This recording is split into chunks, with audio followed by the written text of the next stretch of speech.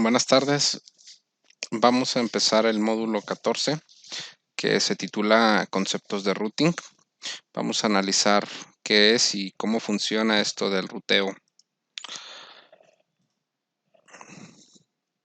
Determinación de la ruta. Dos funciones de los routers. Cuando un router recibe un paquete IP en una interfaz, determina qué interfaz usar para reenviar el paquete al destino. Esto se conoce como enrutamiento. La interfaz que utiliza el enrutador para reenviar el paquete puede ser el destino final o puede ser una red conectada a otro enrutador que se utiliza para llegar a la red destino. Cada red a la que se conecta un enrutador generalmente requiere una interfaz separada, pero esto puede no ser siempre el caso. Las funciones principales del enrutador son determinar la mejor ruta para reenviar paquetes en función de la información en su tabla de enrutamiento y reenviar paquetes hacia su destino. Entonces, en base a esto tenemos que un router tiene dos principales funciones. Una, determinar la mejor ruta.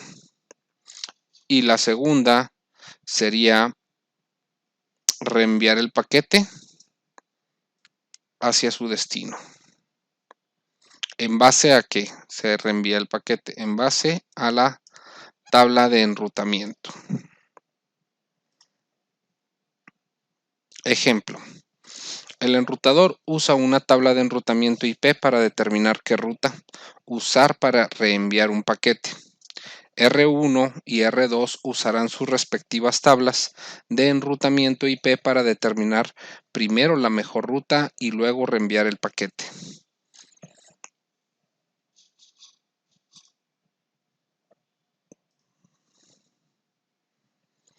Determinar la mejor ruta en la tabla de enrutamiento se conoce como la coincidencia más larga. La tabla de enrutamiento contiene entradas de ruta que consisten en un prefijo, una dirección de red y una longitud del prefijo para lo que hay que para cada coincidencia entre la dirección IP del destino en un paquete y la ruta de la tabla de enrutamiento.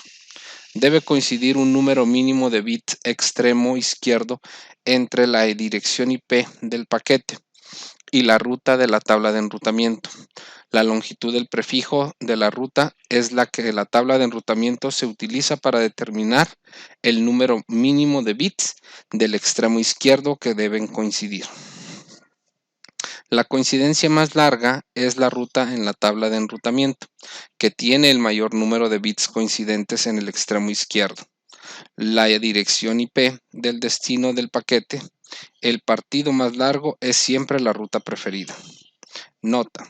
En términos de longitud del prefijo se utilizará para referirse a la porción de la red de las direcciones IPv4 e IPv6.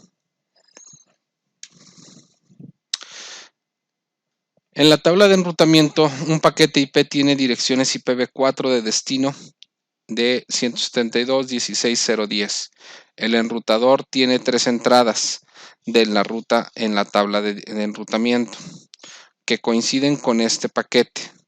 Tiene la de máscara de 12 bits, la de máscara de 18 y la de máscara de 26. De las tres rutas, la de máscara de 26 tiene la coincidencia más larga y se elegirá para reenviar el paquete, para lo que cualquiera de estas rutas se considere como una coincidencia. Debe haber al menos el número de bits coincidentes indicado por la máscara de subred en la ruta. Entonces tenemos esta dirección destino que se encuentra aquí y esta sería su representación en binario, para lo cual yo tengo tres entradas en la tabla de ruteo. ¿Cuál de estas tres entradas es la que se utilizará? Bueno, se va a utilizar la de 26 bits. ¿Por qué? Porque es la que más larga tiene en cuanto a coincidencia. Si se fijan, están marcados de esta forma y aquí. Esto es la que se va a utilizar porque coinciden en la mayor parte de los bits. y es la más larga.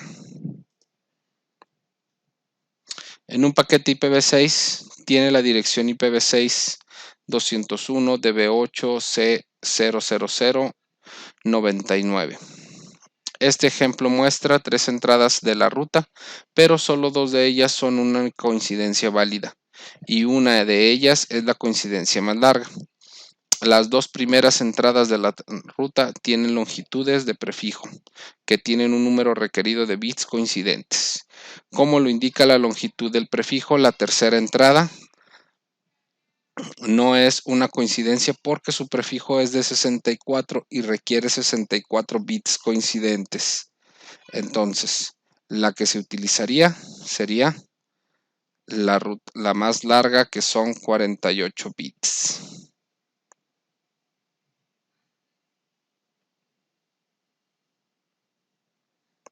En este caso, la número 2.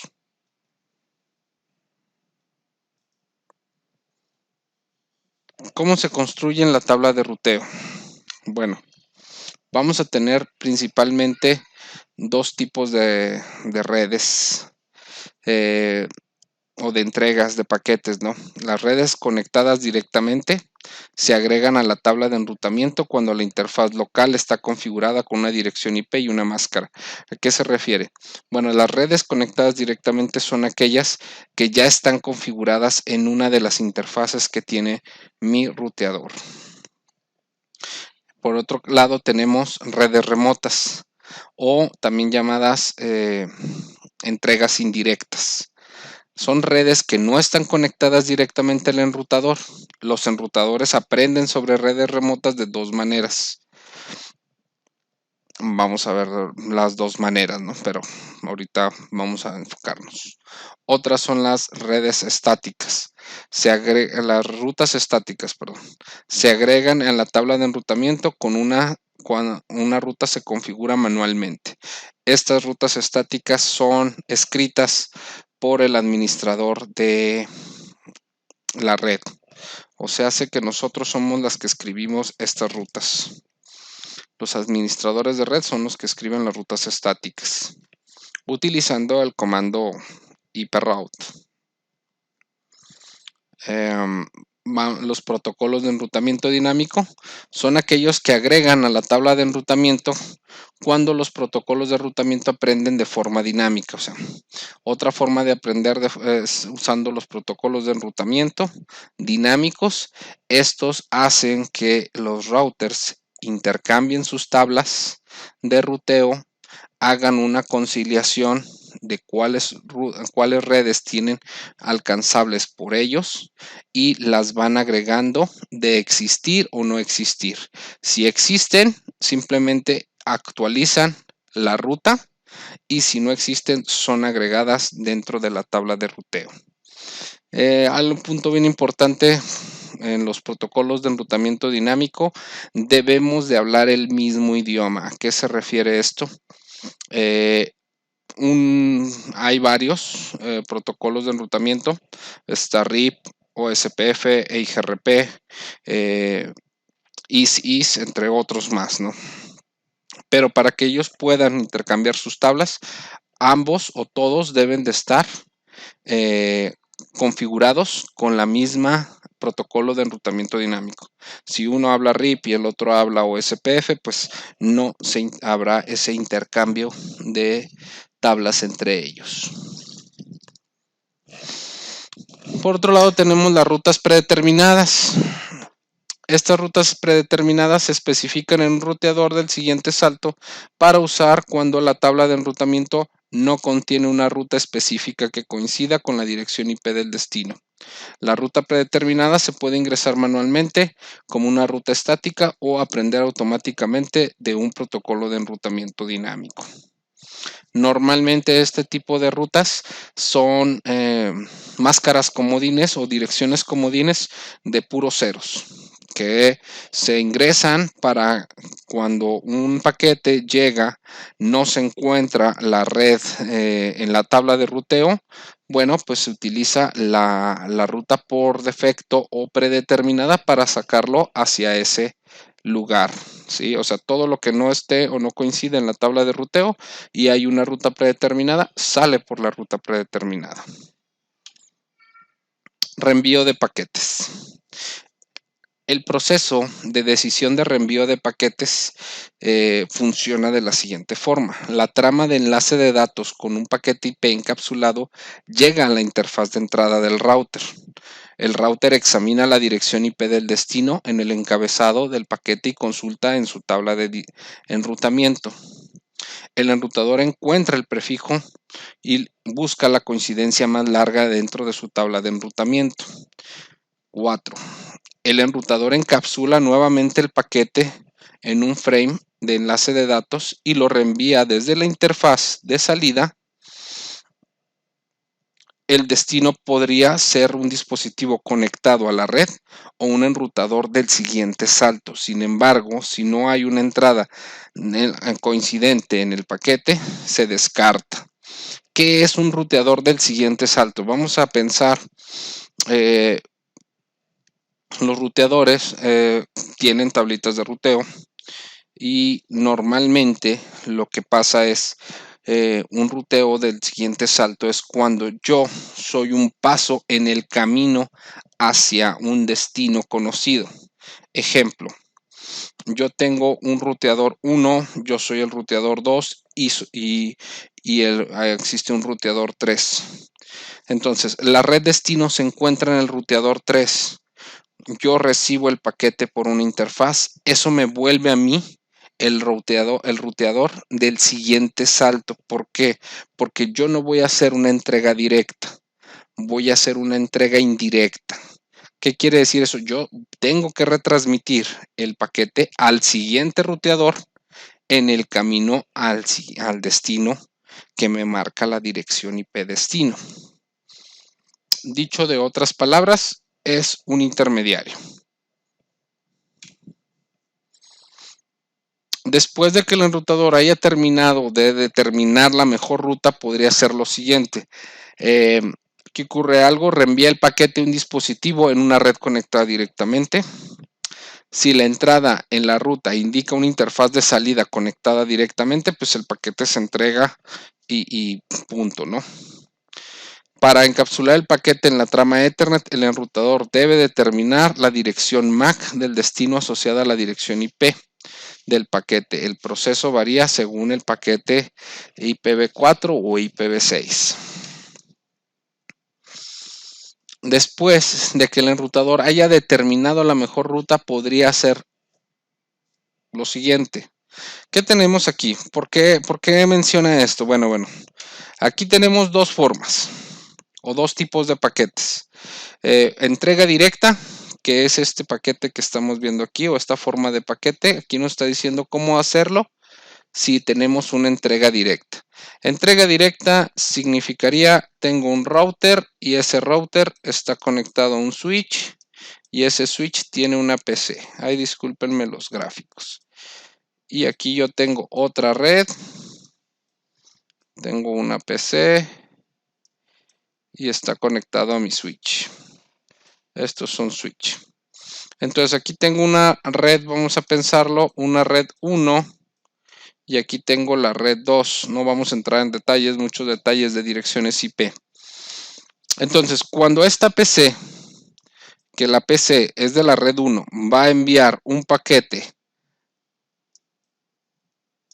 a la PC de la red 2 y están conectadas ambos a un mismo ruteador, ¿qué es lo que se hace? Es una entrega directa, porque el router recibe un paquete por esta interfaz y tiene conectado la red destino en una misma interfaz de el mismo ruteador, por lo cual no hay necesidad de enrutarlo más allá.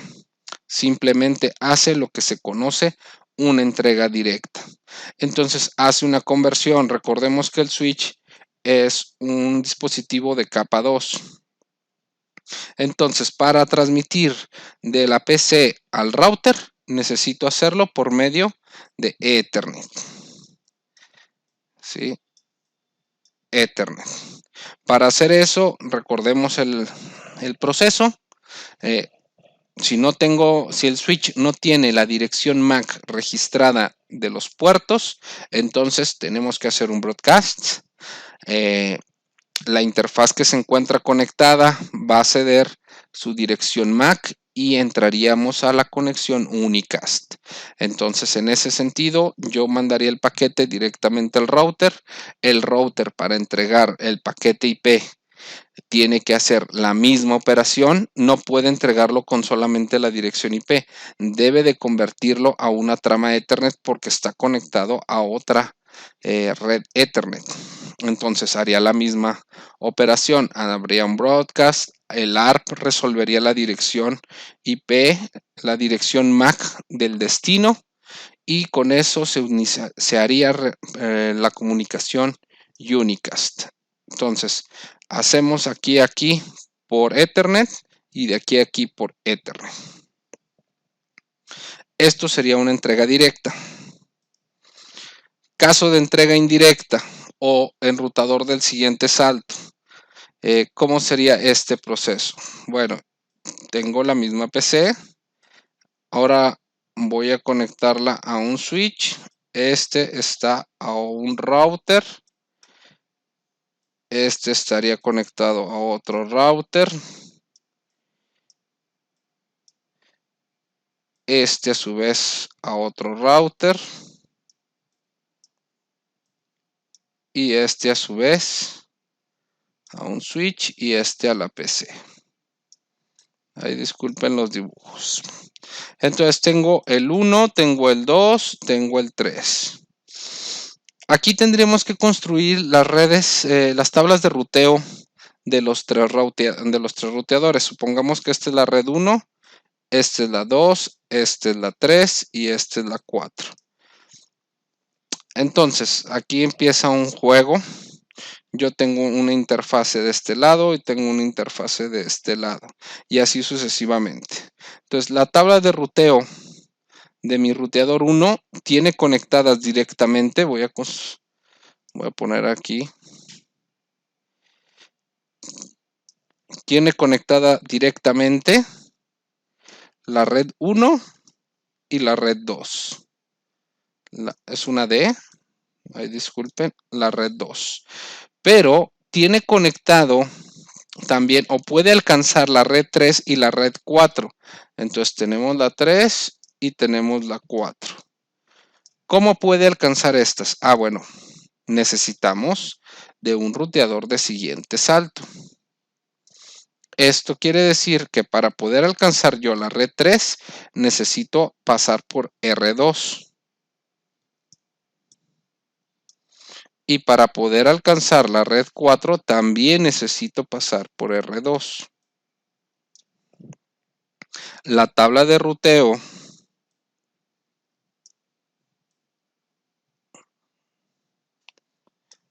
de R2 va a tener que tiene conexiones directas la 2 y la 3. Y tiene alcanzables también la 1 por el ruteador 1 y la 4 por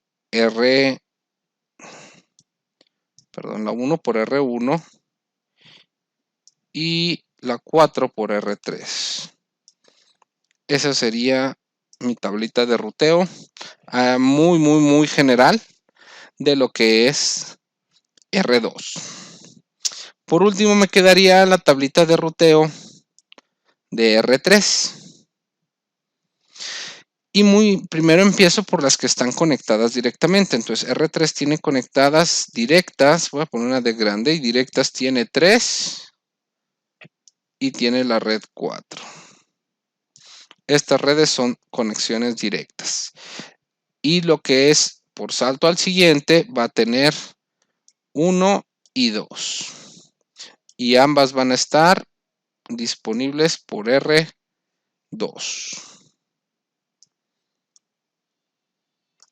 R2. Entonces, si esta PC va a enviar un paquete a esta otra, pues va a necesitar la tablita. ¿Qué quiere decir? La red destino es la red 4. En este caso, cuando llega al router, busca en la tablita de ruteo y dice, sí, sí puedo alcanzar la red 4. Para poder alcanzar la red 4, se la tengo que enviar a R2. El paquete viene a caer ya aquí a R2. R2 busca en su tablita y dice, sí, la red 4 la puedo alcanzar también. Esto ya es un enrutamiento de siguiente salto porque no hay una entrega directa. La característica que tiene el enrutador de siguiente salto es de que en algún punto, siempre en el punto final, debe de existir una entrega directa. Vamos a ver. Entonces, aquí revisamos y me dice la tablita de ruteo de R2 que para alcanzar la red 4 debo enviársela a R3. Entonces, el paquete ya brincó de aquí, aquí y ahora brincó para acá. Ya se la pasé a R3. Y R3, si se fijan, sigo con la red 4, la tiene en una entrega directa. Entonces, ¿qué quiere decir? En algún punto, en el punto final siempre, una entrega de siguiente salto, un enrutamiento de siguiente salto se debe convertir en una entrega directa para que ésta tenga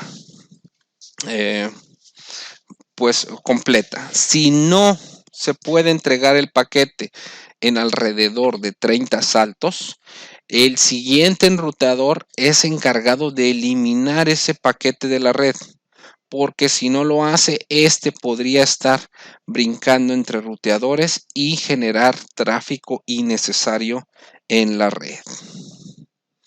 Espero que hayan entendido esta parte. Es este punto, vamos a continuar. Dice que no hay coincidencias en la tabla de enrutamiento. Si no hay coincidencias en la dirección IP, el prefijo de la tabla de enrutamiento, se utiliza la ruta predeterminada.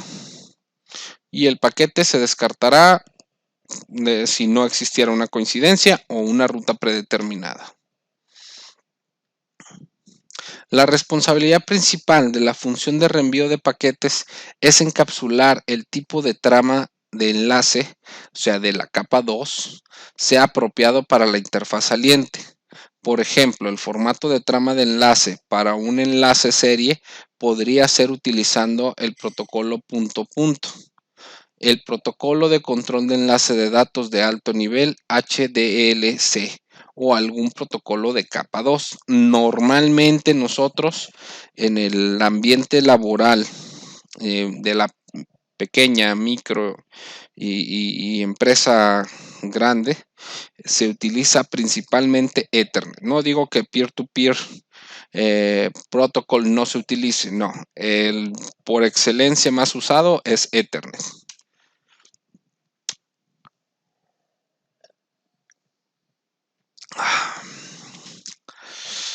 La responsabilidad principal de la función de reenvío de paquetes pues es encapsular los paquetes de tipo de trama de enlace apropiado para la interfaz saliente. Bueno, ya lo habíamos visto.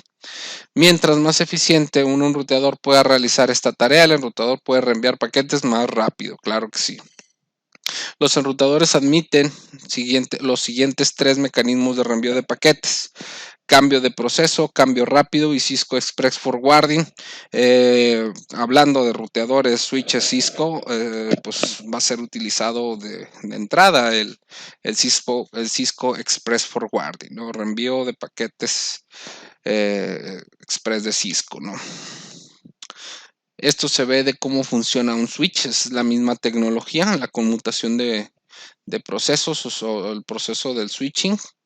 Y es un mecanismo de reenvío de paquetes anterior, todavía está disponible para los enrutadores Cisco. Cuando un paquete llega a una interfaz, se reenvía al plano del control donde el CPU coincide con la dirección destino, con una entrada en su tabla de enrutamiento, y luego determina la interfaz de salida y reenvía el paquete. Es importante comprender que el enrutamiento hace esto para cada paquete, incluso si el destino es el mismo para una secuencia de paquetes. Cambio rápido. Otro mecanismo de reenvío de paquetes más antiguo que fue el sucesor del proceso de cambio es el cambio rápido, utilizando un caché de cambio rápido para almacenar la información del siguiente salto. Cuando un paquete llega a la interfaz, se reenvía plano al control, donde el CPU busca una coincidencia en el caché de cambio rápido. Si no está allí, se cambia el de proceso y se reenvía a la interfaz de salida. La información del flujo para el paquete que se almacena en la memoria caché de cambio rápido. Si llega a una interfaz otro paquete que va a un mismo destino, la información del siguiente salto en la memoria de caché se reutiliza sin la intervención de la CPU. Y el Cisco Express Forwarding, el mecanismo de reenvío de paquetes de Cisco IOS más reciente y predeterminado. Este es el que utilizamos. Lo otro es los dispositivos Cisco, como les había dicho, también llamado CEF, y crea una base de información de reenvío llamada FIP y una tabla de adyacencia. Las entradas en la tabla no se activan porque por paquetes como la conmutación rápida, sino que se activa por cambio. Cuando algo cambia en la topología de la red, cuando una red ha convergido, las tablas de adyacencia y FIB contienen toda la información que un enrutador debería tener en cuenta al momento de reenviar un paquete. Revisión de la configuración básica de un enrutador. Bueno, tener en cuenta la topología. Esta se utilizará como ejemplo para configuración y verificación, y también se usará el tema para analizar la tabla de enrutamiento. Entonces hay que tener una idea de esta topología. Podemos decir de entrada que es una topología dual. ¿Por qué dual? Porque si se fijan, en ella coexisten dos tipos de direccionamiento IP. Están IPv4 e IPv6 mezclados. Esta tecnología es totalmente factible y compatible con los dispositivos Cisco que se presentan, aunque no se recomienda que manejes conjuntamente IPv4 e IPv6. Los dispositivos lo pueden hacer. Básico de un ruteador. ¿Qué es lo que hacemos? Aquí estamos en E1. Primero activamos la protección del modo privilegiado. De hecho, primero se cambia el nombre del router y le ponemos R1, que es esta parte. Enable Secret Class, ponemos como contraseña class, protegemos el modo privilegiado o la entrada al modo privilegiado. Del modo de usuario al modo privilegiado tendríamos, cuando una vez que pongamos enable, tendríamos que poner ahora class como contraseña. ¿Qué otra cosa? Configuramos estas líneas sirven para configurar la seguridad entrando por el puerto de consola. Entonces aquí por ejemplo tenemos line, entramos a la configuración de la consola, login sincronizamos logueo, agregamos un password. El password va a ser Cisco. Esa va a ser la contraseña que nos pida cuando intentemos acceder por la puerto de consola o por la línea de consola. Login es para que solamente nos pida el password. Y exit. Esta parte de aquí es activar la seguridad vía... bueno, aquí estamos activando la seguridad vía Telnet principalmente. ¿Por qué no SSH? Es más recomendable hacerlo por SSH.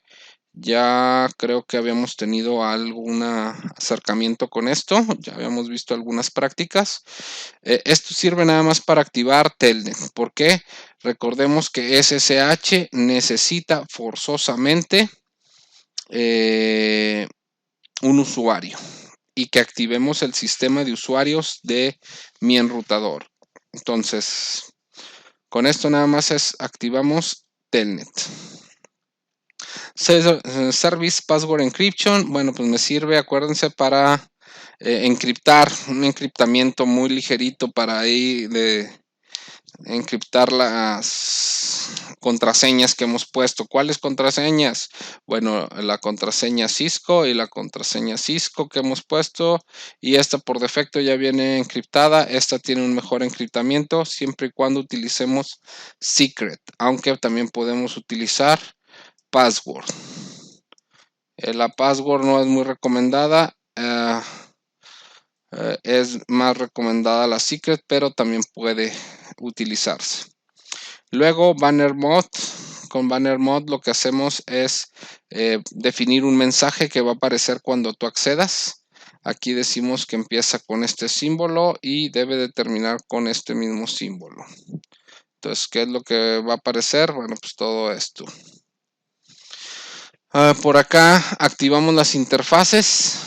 ¿Cuántas interfaces? Bueno, aquí tenemos dos interfaces gigabit y una interfaz serial, a la cual le agregamos, por ejemplo, esto es importante cuando utilizas IPv6, activamos el Unicast Routing.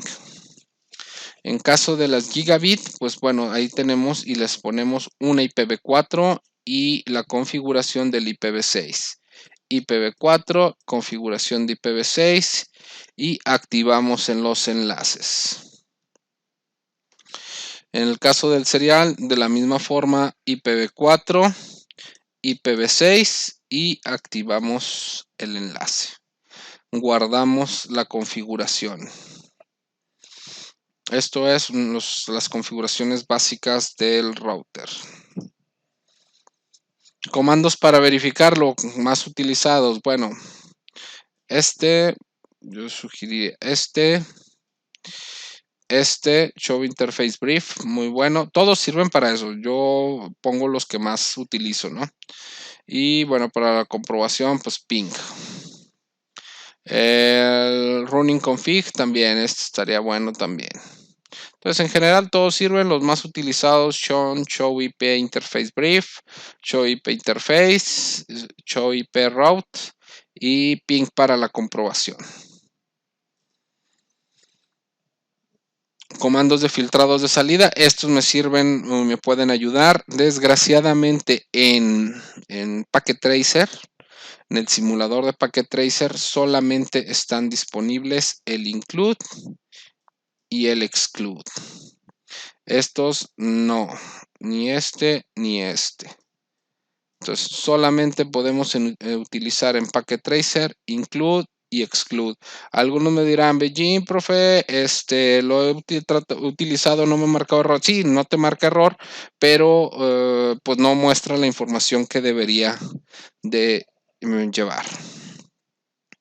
Estos comandos son muy utilizados principalmente cuando no queremos que nos aparezca toda la información del run config o del startup config. Es cuando se utiliza esta información y se puede intercalar ingresando, o sea, puedo alternar 2 o 3 comandos de estos utilizando la barra vertical. Muy utilizado la parte de los filtros. Por ahí tenemos una práctica. Tabla de enrutamiento. Vamos a ver qué es la tabla de enrutamiento. Una tabla de enrutamiento contiene una lista de rutas, ya habíamos visto esto, conocidas y sus longitudes, los prefijos. La fuente de esta información se deriva de los siguientes: de las redes que están conectadas directamente, rutas estáticas escritas por el administrador o protocolos de enrutamiento dinámico. Algo bien importante de resaltar de las tablas de ruteo, tienen estos códigos para identificarlas. ¿Qué códigos son? L identifica la dirección asignada a una red del ruteador. ¿Qué quiere decir? Vamos a pensar, yo tengo el segmento 192.168.1.0.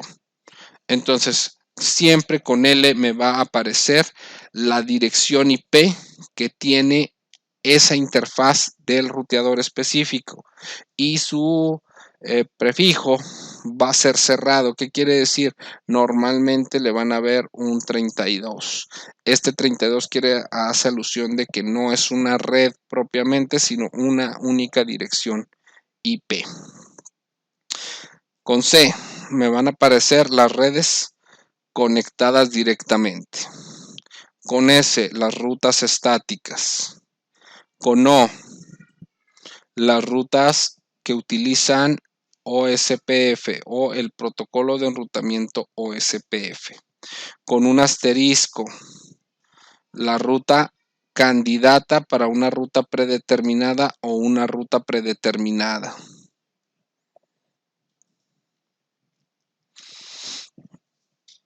Hay más, puede aparecer una R, que es del protocolo RIP, o puede aparecer, si mal no me acuerdo, una D. La D es el protocolo de enrutamiento dinámico EIGRP. Bueno, hay 3 principios de la tabla de enrutamiento como se describe en la tabla. Estos son problemas que se abordan mediante la configuración adecuada de protocolos de enrutamiento dinámico o rutas estáticas en todos los enrutadores entre los dispositivos origen y destino. Cada enrutador toma una decisión solo en función de la información que tiene su tabla de enrutamiento. Totalmente cierto. Ejemplos, R1 solo puede reenviar paquetes utilizando su propia tabla de enrutamiento. Eso es algo que debe de quedar muy claro. Número 2. La información en la tabla de enrutamiento de un enrutador no coincide necesariamente con la tabla de enrutamiento de otro enrutador. O sea, no porque estemos conectados directamente, pues tenemos que tener las mismas rutas. Entonces, es otra cosa muy cierta. El ejemplo que nos dice el hecho de que R1 tenga una ruta en su tabla de enrutamiento a una red en Internet a través de R2 no significa que R2 conozca esa misma ruta. Puede ser una ruta estática que solamente se aplicó a R1. La información de enrutamiento sobre una ruta no proporcionada, información de enrutamiento de retorno. Bueno, R1 recibe un paquete con la dirección IP del destino de PC1 y la dirección IP de origen de PC3. El hecho de que R1 sepa reenviar el paquete a través de su interfase Gigabit 00 no significa necesariamente que sepa reenviar paquetes que se originan desde la PC1 a la red remota PC3. O sea, sé que no porque los pueda enviar en un sentido, los debo de poder traer en el otro sentido, en sentido inverso.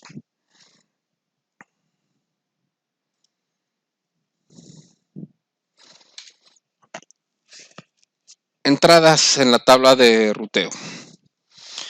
En la figura, los números identifican la siguiente información. Origen de la ruta, identificada como se aprendió en la anterior forma. Número 2. La red destino. Prefijo y longitud. Identifica la dirección de red remota. Número 3. Distancia administrativa. Identifica la confiabilidad del origen de la ruta. Los valores más bajos, la fuente de ruta preferida. Mientras el número sea más pequeño, la ruta va a ser tomando como en base que el 0 se destina a las rutas conectadas directamente. Y si mal no lo recuerdo, el 1 es para rutas estáticas. Y de ahí ya se van valoraciones hacia arriba en protocolos de enrutamiento dinámicos y otros. Número 4. La métrica. Identifica el valor asignado para llegar a la red remota. Los valores más bajos indican las rutas preferidas. Aquí estamos hablando de OSPF y este valor de métrica es calculado por un algoritmo por ahí de conteo de rutas de costos de rutas. Entonces, mientras más bajo sea la métrica, pues obviamente es mucho más elegible. En el caso de RIP, en esta parte de la métrica sería con saltos o brincos. Entonces, si yo tuviera 3 brincos para llegar a un destino, pues ahí me aparecería simplemente el número 3. Next Hop identifica la dirección IP del siguiente enrutador en el camino hacia la red destino. Esto quiere decir a quién le tengo que pasar el paquete para poder alcanzar la red destino. En este caso, la que podemos encontrar en el punto 2. Número 6. Indicación de la hora de la ruta. Identifica cuánto tiempo ha pasado desde que se aprendió la ruta. Y por último, número 7, la interfaz de salida. Identifica la interfaz de salida que se utilizará para que los paquetes salientes lleguen hacia su destino final.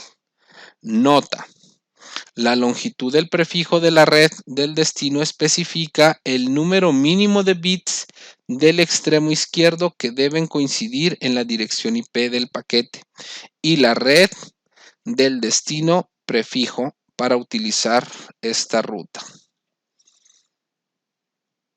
Muy bien. Bueno, aquí nomás nos dice que la máscara no me va a indicar cuántos bits voy a utilizar para la red, para identificar la red y cuántos deben de coincidir exactamente como lo vimos en la lámina anterior, láminas anteriores. Redes conectadas directamente. Bueno, aquí ya vimos cómo se establece, que es una red conectada directamente. La vamos a encontrar con el código C y va a tener una entrada en el enrutamiento. Vamos a tener, siempre que tengamos una C, debemos de tener una L. La L me va a decir cuál es la IP que yo tengo en la red C. Entonces, esta va de la mano de esta. Esta es la dirección IP que yo tengo en esta red en cuanto a IPv4 se refiere. Para rutas locales IPv4, la longitud del prefijo es de 32, como lo había mencionado para estas Ls, que la L viene de locales o de IP local, de ruta local. Para las IPv6, pues su longitud es de 128. Esto significa que la dirección IP del destino del paquete debe coincidir con todos los bits en la ruta local para que esta ruta coincida. El propósito de la ruta local es determinar de manera eficiente cuándo recibe un paquete para la interfaz en lugar de un paquete que debe reenviarse. Entonces, cuando esta dirección nos sirve para saber cuándo va dirigido específicamente a la interfaz que está utilizando y cuándo es de que debe reenviarse. Rutas estáticas. Una vez que las interfaces conectadas directamente se configuran y se agregan a la tabla de enrutamiento, se puede implementar un enrutamiento estático o dinámico para acceder a las redes remotas. Las rutas estáticas se configuran manualmente. Define una ruta explícita en 2 dispositivos de red. No se actualizan automáticamente y deben reconfigurarse manualmente si cambia la topología de la red. El enrutamiento estático tiene 3 usos principales. Proporciona facilidad de mantenimiento. Utiliza una única ruta predeterminada para representar una ruta a cualquier red que no tenga una coincidencia más específica con otra ruta en la tabla de enrutamiento. Se dirige hacia redes de trozos. Bueno, ventajas de las redes estáticas. Principalmente se utilizan en entornos pequeños. Son más eficientes porque la ruta estática no necesita CPU. Como se escribe directamente, tienen super prioridad sobre las demás de protocolo dinámico y pues su gasto en cuestiones de CPU es mínimo. Son las más utilizadas en el ambiente, se puede decir, de trabajo. Yo he usado 98% más rutas estáticas que dinámicas. Es muy poco lo que se puede hacer dinámico, siempre y cuando no trabajes en una empresa que se dedica a dar servicios de internet. Ahí sí, a veces es conveniente más el ruteo dinámico que el estático, pero en la mayor parte de la micro mediana empresa, el ruteo estático es una gran ventaja para controlar la red. Rutas estáticas en la tabla de enrutamiento. ¿Cómo escribimos una ruta estática? Bueno, para escribir una ruta estática en IPv4 se utiliza esta forma utilizando el comando iproute, la red destino, la máscara y la IP del siguiente salto o la interfaz. Aunque no es recomendable, se puede utilizar la interfaz de salida. Entonces aquí yo pondría una diagonal o de la interfaz, perdón, interfaz de salida. Ay, me faltó una E. Bueno, aquí cabe mencionar, y si quiero hacer hincapié, no sé si alguien vea más este video, pero en mi experiencia, el ruteo o el direccionamiento que más se utiliza en la empresa o una experiencia que he tenido es IPv4. IPv4 sigue funcionando, es el que yo creo que va a seguir funcionando un poquito de más años todavía. IPv6 sí se utiliza, pero IPv6 se utiliza a un nivel de ISP. Desgraciada o agraciadamente, aunque se puede activar en los diferentes sistemas operativos, yo en lo personal he tenido varios problemas al configurar todavía dispositivos como impresoras, teléfonos IP y otros dispositivos print servers con direccionamiento IPv6 y he tenido que regresarme al direccionamiento IPv4. Entonces, IPv4 está súper probado en redes LAN, es súper mega estable. Si lo entiendes, o sea, no tienes problemas. IPv6 todavía tiene muchos problemas en relación con las redes LAN. Se utiliza así en los ISPs, carriers o proveedores de servicios de internet, como les gusten llamar. Yo creo que son quienes más utilizan, pero a un nivel muy alto de enrutamiento. Para la gente convencional y las empresas que tienen servicios de internet, bueno, IPv4 pues sigue siendo el más utilizado y muy estable, y la verdad no han hecho todavía también el brinco de varios dispositivos que funcionan mal.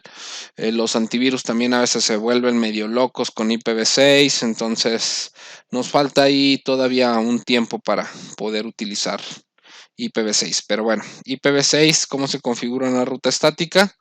Pues de la misma forma, IPv6 route, la dirección remota y la dirección del siguiente salto. Aquí la diferencia es que la IP, la máscara no se pone completa, sino solamente su prefijo.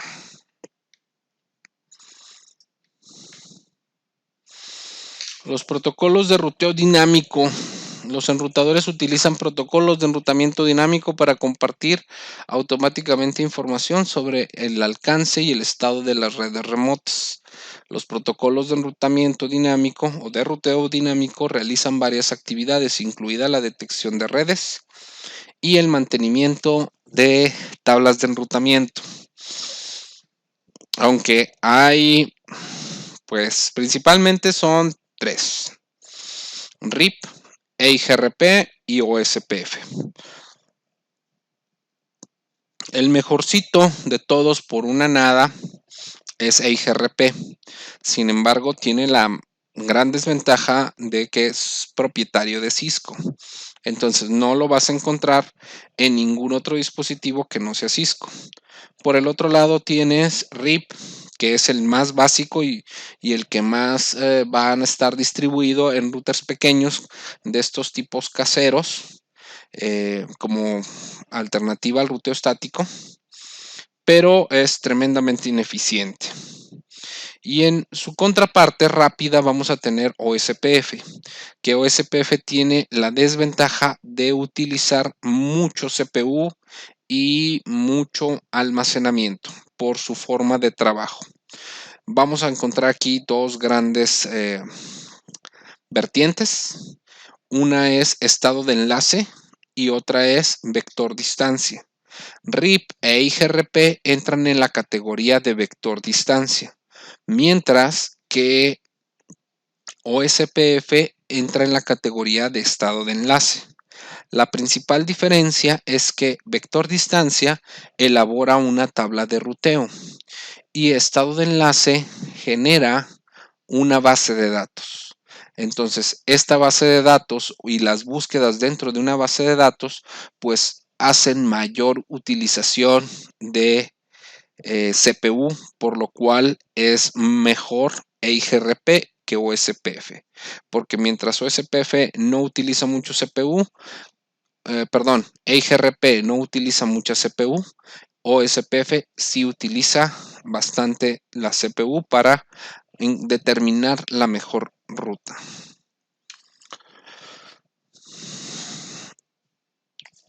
Parte de lo que les comentaba, OSPF se está utilizando en nuestras topologías de manera para aprender dinámicamente todas las redes conectadas a R1 y R2. Las entradas de la tabla de enrutamiento usan el código de estado de enlace O para indicar que el protocolo de enrutamiento OSPF aprendió la ruta. Ambas entradas también incluyen la dirección IP del enrutador del siguiente salto a través de la dirección IP. Los protocolos de enrutamiento IPv6 usan las direcciones del estado de enlace local del enrutador del siguiente salto. La configuración de enrutamiento OSPF para IPv4 e IPv6 está fuera del alcance del curso, por lo cual simplemente vamos a delimitar que aquí tenemos en esta parte dos rutas de OSPF en IPv4. Esto es IPv4 y dos rutas de OSPF para IPv6.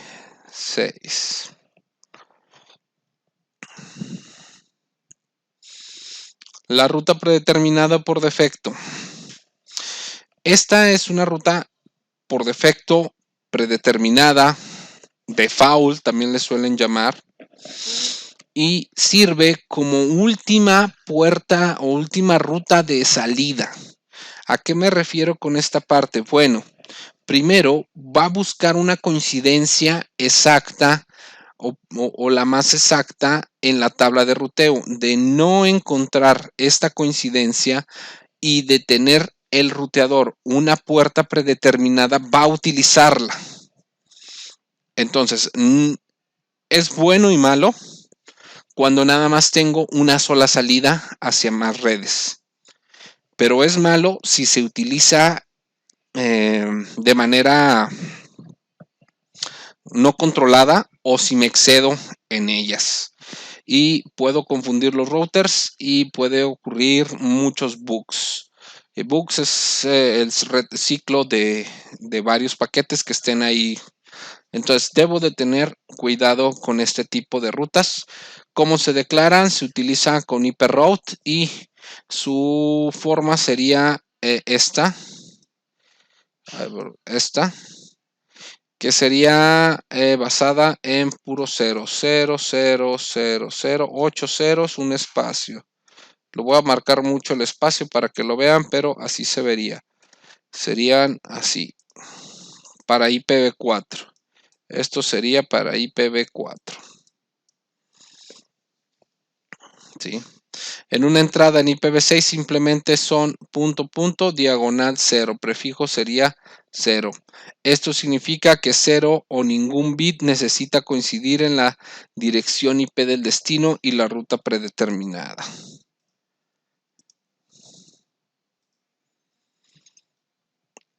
Estructura de una tabla de enrutamiento. Bueno, ya hemos visto la estructura de una tabla de enrutamiento. Se estandarizó utilizando la arquitectura de direccionamiento con clase, ahora obsoleta totalmente cuando tenemos clase A, B, C, D, E, que nos enseñaron por ahí en la escuela. Las tablas de enrutamiento IPv4 se organizan utilizando esta misma estructura como clase, aunque el proceso de búsqueda ya no usa clases. Las estructuras de las tablas de enrutamiento IPv4 se conservan en este formato. Entonces, una entrada sangrada. ¿A qué se refiere con sangrada? Bueno, pues es que me va a aparecer, por ejemplo, con sangría. Aquí me va a aparecer la red y si yo tengo subredes me van a aparecer así. Entonces, esto es el sangrado, ¿no? Este espacio que ocurre aquí. Si yo tuviera otra red y sus subredes aparecerían de esta forma. Entonces, serían rutas secundarias. Las subredes serían esta parte que sería aquí. ¿Sí? ¿Qué es lo que comenta en esta parte?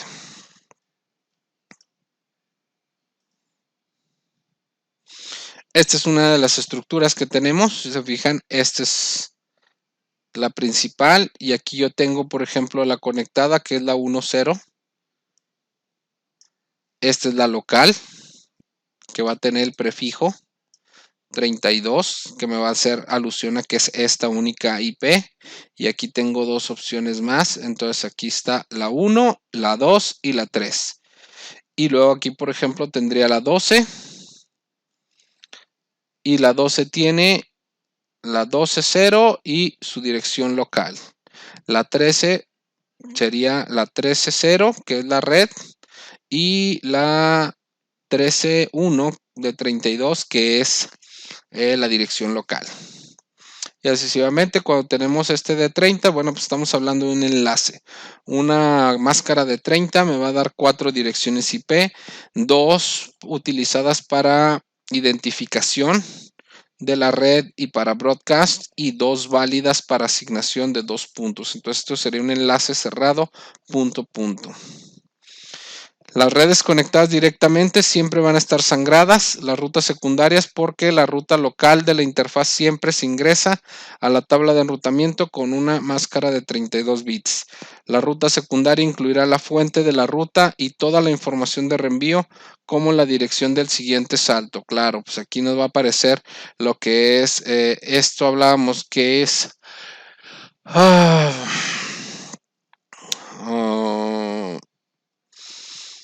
Ay, se me fue esta. Bueno, esta es la métrica. Y aquí por aquí me va a aparecer la del siguiente salto, o sea, por cuál interfaz o cuál es la IP del siguiente salto. Esto es... Ay, lo habíamos visto en las diapositivas anteriores, pero ahorita se me fue el nombre. Ahorita a ver si me acuerdo. La dirección de red con clase de esta subred se mostrará arriba en la entrada de la ruta con menos sangrías y sin código fuente. Esta ruta se conoce como ruta principal. Correcto. Bueno, ahí les quedo pendiente con esta. Si no, ahorita me regreso a la diapositiva anterior, pero ahí vemos cuál era esa. El concepto de direcciones de IP con clase nunca fue parte de IPv6, por lo que la estructura de una tabla de enrutamiento IPv6 es muy sencilla. Cada entrada en la ruta IPv6 está formada y alineada de la misma forma. O sea, todas se alinean y se organizan de la misma forma. Distancia administrativa, muchachos, es el valor que aparecía en la diapositiva. Esta es la distancia administrativa. Este número es la distancia administrativa y OSPF o las rutas de OSPF siempre me van a dar un 110. Pero vamos a ver qué es esto de la distancia administrativa, ¿no? La distancia administrativa normalmente es un número que se otorga, está bien dado o bien relacionado en referencia a su estructura, están dados los números. ¿A qué se refiere esto? Mire, esta tablita nos va a servir bastante para orientarnos en este sentido. Si una red es conectada directamente, va a tener una distancia administrativa en 0. Si una red estática es declarada estática, va a tener una distancia administrativa en 1. Si una ruta metida en la tabla de ruteo es del tipo EIGRP, va a tener un 5 de distancia administrativa. Si es BGP, va a tener un 20. Si es EIGRP, va a tener un 90. OSPF, como ya lo vimos, trae un 110. IS trae un 115, RIP un 120, EIGRP externa 170 y BGP 200. Entonces, esos son los valores principales. Por ejemplo, en rutas estáticas, y lo vamos a ver más adelante cuando veamos el concepto de ruta flotante. Entonces, en el concepto, vamos a nosotros alternar este concepto. Nos damos cuenta de que la ruta estática por defecto es 1, pero yo puedo darle valores de 2, 3, 4 cuando máximo. Entonces, con esto yo puedo jugar para agregar 2 rutas a un mismo destino con diferente distancia administrativa. Entonces, eso haría una especie de respaldo de la ruta principal, siendo la ruta principal la que menor número se tenga. Entonces, yo puedo tener 2 rutas hacia un mismo destino, una con la distancia administrativa en 1, que es la por defecto, y una con distancia administrativa de 4. Entonces, ni siquiera aparecería la de 4, aunque estuviera bien escrita y bien configurada. Siempre y mientras estuviera vigente o activa, estaría la 1. Cuando se cayera la 1, en ese momento, la 4 aparecería en la tabla de ruteo y se empezaría a ir por ese lado el tráfico. Eso es en cuanto a las distancias administrativas. Enrutamiento estático y dinámico. ¿Qué es mejor? Estático o dinámico. Bueno, tienen sus bondades y tienen sus desventajas. No se excluyen mutuamente, al contrario, pueden coincidir. Puedo tener enrutamiento estático o rutas estáticas y rutas dinámicas, y puede hacer que yo declare rutas estáticas, que el protocolo dinámico me ayude a enviarla a los demás ruteadores que no la conocen también. O sea, trabajan en equipo en determinadas configuraciones. Las rutas estáticas se utilizan comúnmente en los siguientes escenarios: como ruta predeterminada, para rutas fuera del dominio de enrutamiento, no aprendidas por los protocolos de enrutamiento, cuando el administrador de la red quiere definir explícitamente la ruta para una red específica, o para enrutar entre redes stubs. El enrutamiento estático, yo siempre lo he dicho, es el más utilizado, es el que mejor funciona, el que mejor trabaja, pero sí requiere de una gran capacidad y conocimientos del administrador. Se vuelve totalmente infactible cuando el número de ruteadores excede, yo pienso, entre 10 y 15. Ya no hay un control correcto de las rutas, y si existiera una caída de algún ruteador, pues tendría que reconfigurar las demás ruteadores en su forma de rutas. Entonces, pues esa sería su limitación, ¿no? Cuanto más routers van metiéndose, pues la necesidad de migrar a un protocolo dinámico es más evidente. Y bueno, pues aquí nos dicen que las zonas estáticas son para redes más pequeñas, con solo una ruta. Yo no creo en esta parte. Puedes tener muchas, 10, 15, 20, y hacer ruteo interVLAN, se llama, con rutas estáticas y jalando súper bien. Pero bueno, pues aquí lo menciono en esta parte. Los protocolos de enrutamiento dinámico se implementan en cualquier tipo de red que conste de más de unos pocos enrutadores. Yo los consideraría para más de 15 o 20 enrutadores, es cuando ya debemos de meter un ruteo dinámico. Van a generar un poco más en coste tanto en uso de CPU como en grabación, y sí necesitan una buena configuración, porque si no implementan también problemas de seguridad. Donde se utilizan en redes que constan de más de unos pocos enrutados, de muchos ruteadores, 15 o más, yo diría. Cuando un cambio de topología de red requiere que se determine automáticamente la ruta, cuando pues no quieres aventarte la chamba de mencionar tú o escribir rutas y decir por dónde se va la información, sino que quieres que los routers lo hagan en base a tablas de ruteo y mensajes entre ellos por escalabilidad. A medida que crece la red, pues sí, el protocolo de enrutamiento dinámico pues aprende automáticamente, pero pues ciertas desventajillas. Tienes que ver más el tema de la seguridad, utilizan más CPU, consumen un poquito más de ancho de banda y utilizan un poquito más de espacio en las memorias de los routers. Tenemos esta pequeña tablita, complejidad, el routeo estático, depende de la topología, pero si conoces, no mucho. La complejidad del dinámico, pues independientemente del tamaño de la red, ¿no? Cambios de la topología, eso sí, si cambia la topología, el ruteo estático sí carece de eso, toda la chamba se la avienta el administrador, mientras que la otra se adapta.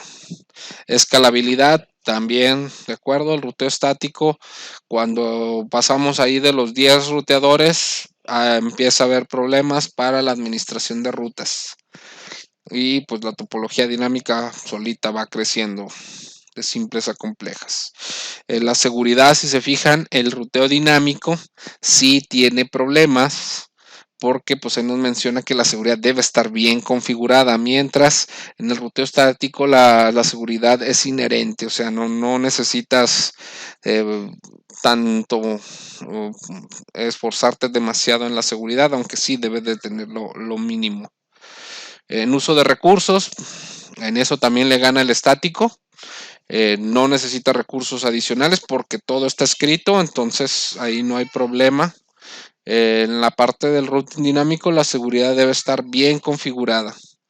En la parte de la previsualidad de la ruta, bueno, la ruta depende de la topología y del protocolo de enrutamiento utilizado.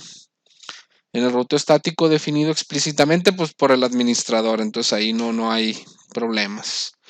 Evolución del ruteo dinámico, bueno, ha cambiado, ha habido nuevos protocolos.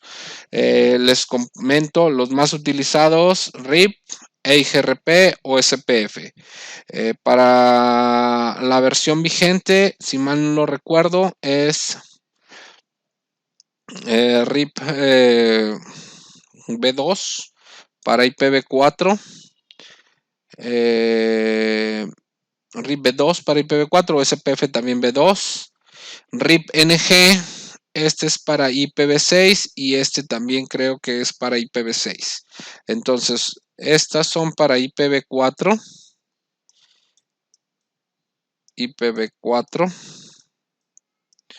Mientras que estos dos son para IPv6. ¿Sí? Y bueno, pues no son dos, son tres, perdón. O sea, son estos tres. Estos tres son los que están y son los más utilizados. Vuelvo a decirles, por la micro mediana empresa, ¿sí? Yo me atrevo a la empresa todavía.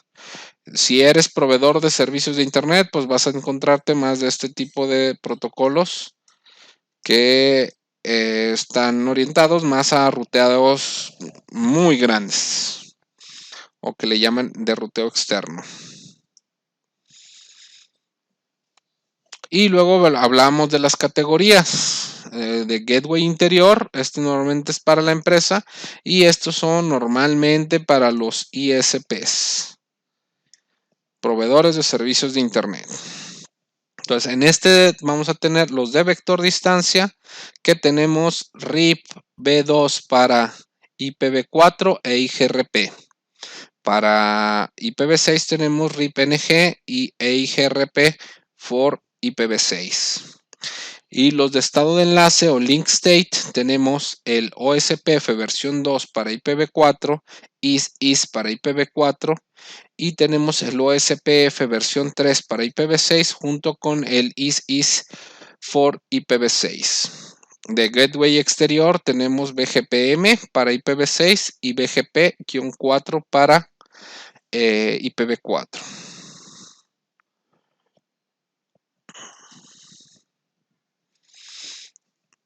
Los protocolos de enrutamiento es un conjunto de procesos y algoritmos y mensajes que se utilizan para intercambiar información de enrutamiento y llenar las tablas de enrutamiento por elección para todo esto, para seleccionar la mejor ruta.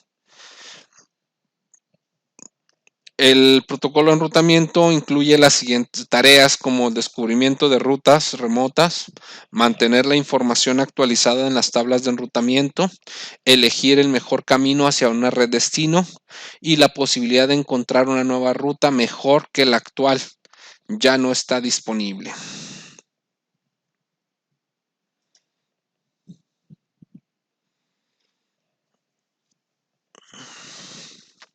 Los componentes principales de los protocolos de enrutamiento dinámico incluyen estructuras de datos, mensajes del protocolo de enrutamiento y el algoritmo.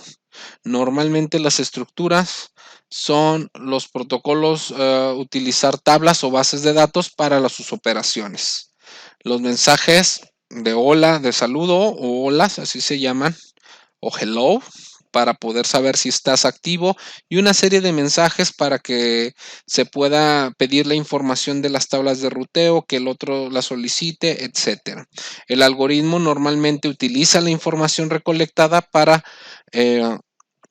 pues determinar la mejor ruta o la ruta más corta hacia un determinado destino. Los protocolos de enrutamiento pues determinan la mejor ruta o una ruta a cada red. Esa ruta se ofrece en la tabla de enrutamiento. La ruta se instalará en la tabla de enrutamiento si no hay otra fuente de enrutamiento como un AD inferior.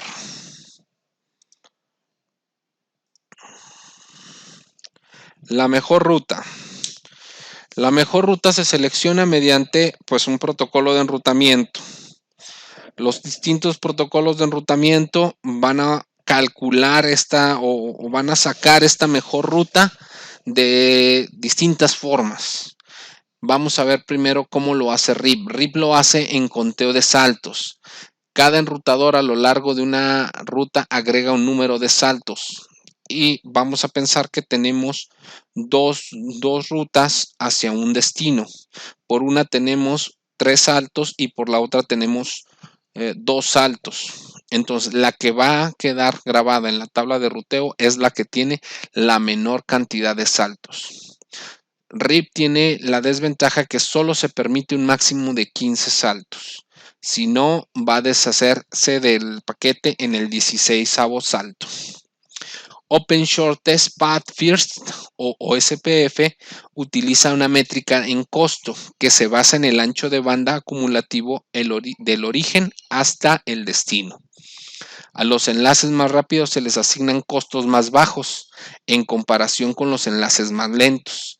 Se suman estos costos y te va a dar un número. Vamos a suponer el mismo ejemplo. Tengo dos rutas hacia un mismo destino y por un lado tengo 2 saltos y por el otro lado tengo 3 saltos. Pero los saltos los 2 saltos están mediante un enlace Ethernet, mientras que los 3 saltos están por enlaces Giga Ethernet. Entonces, para los Ethernet les va a dar un valor, si vamos a pensar 100, porque son enlaces de 10 megabits por segundo. Entonces, yo tendría que dar dos saltos. Ahí serían 100 y 100, me toma un costo de 200 por la primera ruta. Y por la ruta de 3 saltos, yo tendría, como son de 1 gigabit, serían de 10 cada uno. Entonces tendría que dar 2 saltos de 10, 3 saltos de 10, entonces serían 30. Hace la comparación y dice, pues 200 30 es menor que 200, la ruta más rápida es por la de 3 brincos. Esa es la forma de calcular a grosso modo por OSPF. Por el otro lado tenemos EIGRP. Y IGRP utiliza una serie de más métricas, o sea, utiliza varias métricas para calcular la mejor ruta, basada en el ancho de banda más lento y los valores de retraso. También puede incluir la carga, la confiabilidad y en el cálculo de métrico, o sea, utiliza más, no es tan fácil porque tiene una serie de métricas que va utilizando cada una para determinar la distancia más corta.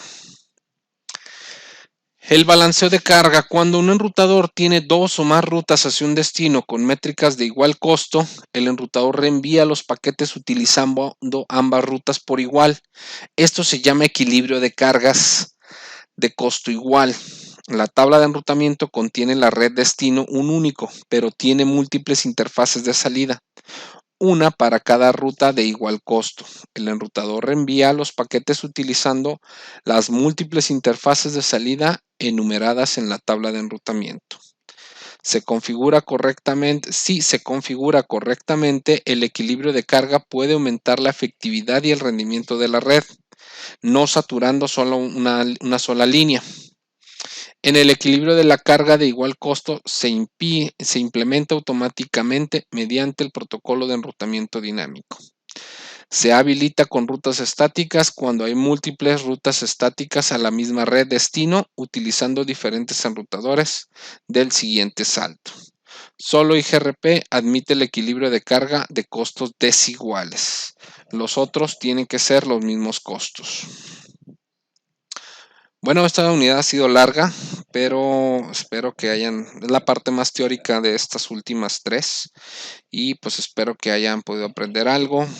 Cualquier cosa me pueden contactar, ya saben mi correo lugoguadec@gmail.com por si me quieren contactar para cualquier duda referente con este tema o por cualquier otra vía que me puedan ver. Gracias, que estén muy bien, nos vemos la siguiente.